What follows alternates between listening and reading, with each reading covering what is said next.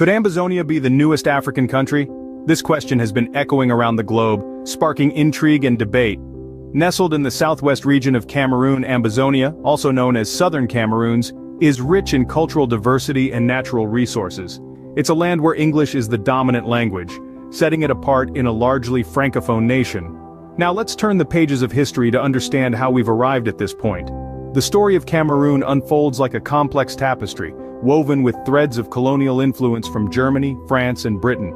The German colonization of Cameroon began in the late 19th century, but the defeat of Germany in World War I led to the partitioning of Cameroon between Britain and France in 1916. The British administration was concentrated in two regions, northern and southern Cameroons, while the larger part of the country was under French control. The cultural and administrative differences sown during this period are still evident today. The pivotal moment came in 1961 with the plebiscite, a vote that would shape the future of the Southern Cameroons. The options: join Nigeria or unite with the French-speaking Republic of Cameroon. The latter was chosen and the federation was born. Southern Cameroons became the West Cameroon state, and its capital, Viva, became the political hub of the English-speaking region. Yet the unity anticipated was not to be. West Cameroon's autonomy gradually eroded, culminating in the abolishment of the federal system in 1972. This move sparked discontent as many felt their Anglophone identity was being suppressed within the Francophone majority nation. The seeds of Ambazonia's desire for independence were sown in these historical events. The people's struggle for recognition and respect for their cultural and linguistic difference from the rest of Cameroon has been a long and challenging journey. So, what led Ambazonia to desire independence from Cameroon? To answer this, we delve deeper into the heart of the Anglophone crisis, a turning point in the history of Ambazonia and Cameroon as a whole. The turning point in Ambazonia's history was the plebiscite of 1961, a significant moment that still echoes through the region's present-day struggles. In the early 60s, Southern Cameroons was faced with a choice: unite with Nigeria or the Republic of Cameroon. The people spoke, and they chose to join the Republic of Cameroon, a decision driven by the hope of forming a federal system. At the heart of this union was Dr. John Ngu Fansha and his counterpart from the Republic of Cameroon, Amadou Ahidjo. But there was also another figure, Ndeli, the first premier of the Southern Cameroons, who played a significant role in the events leading up to the plebiscite.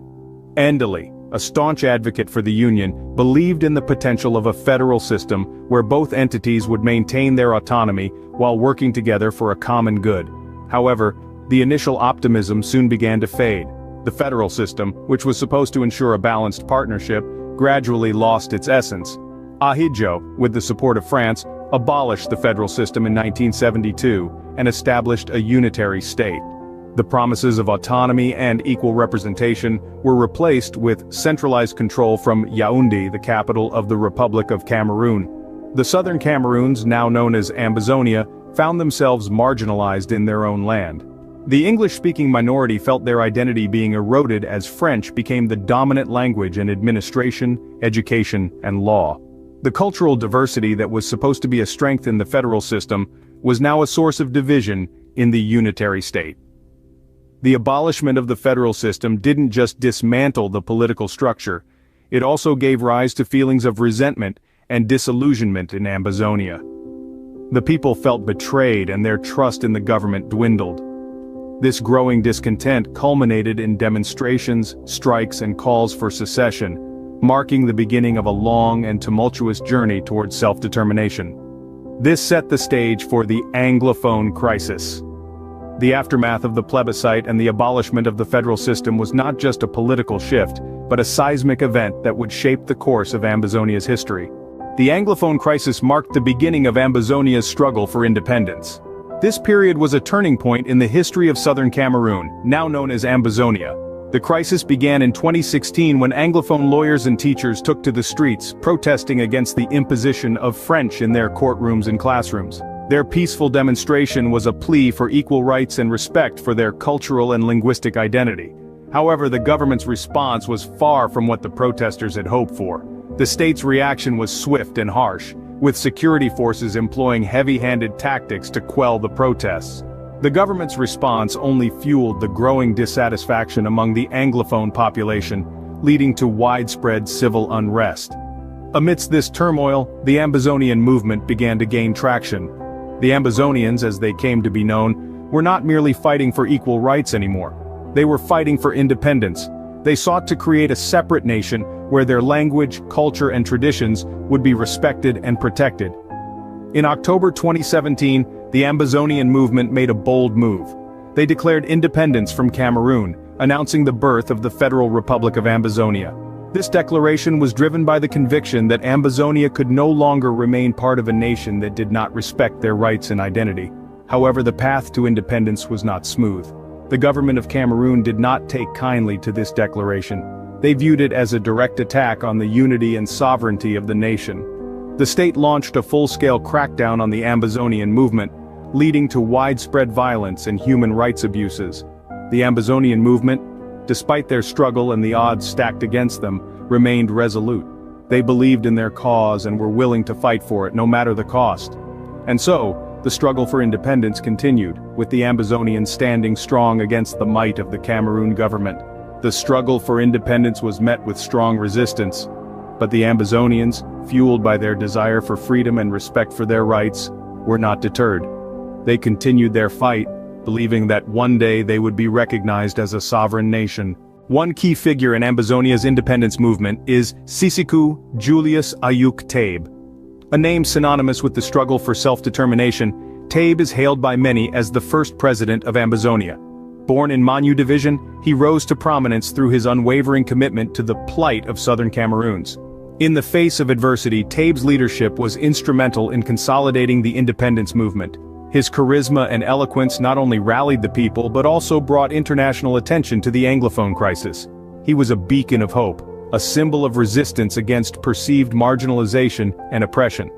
However, his journey was not without its tribulations. In January of 2018, Tabe was arrested in Nigeria and subsequently extradited to Cameroon. This sudden turn of events sent shockwaves through the Ambazonian community.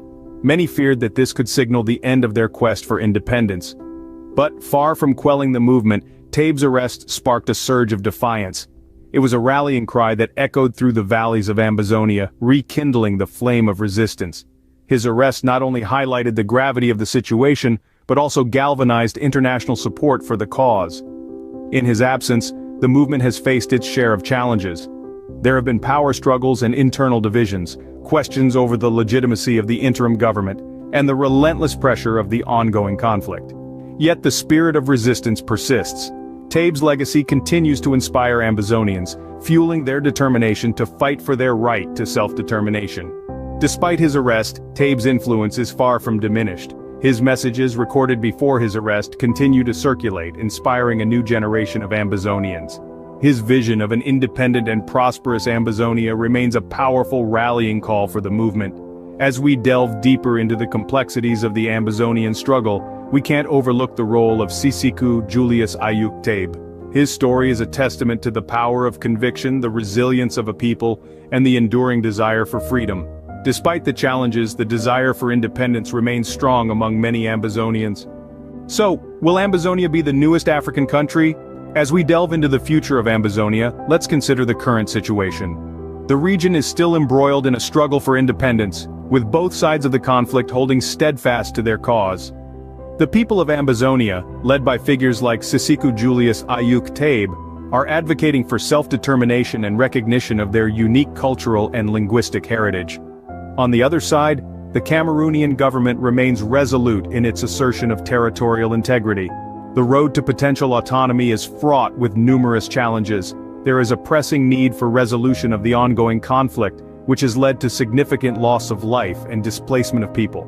Then there's the economic challenge. Ambazonia, despite its rich natural resources, would need to establish a stable economy and infrastructure.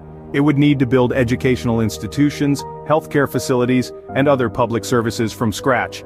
Yet there are potential solutions.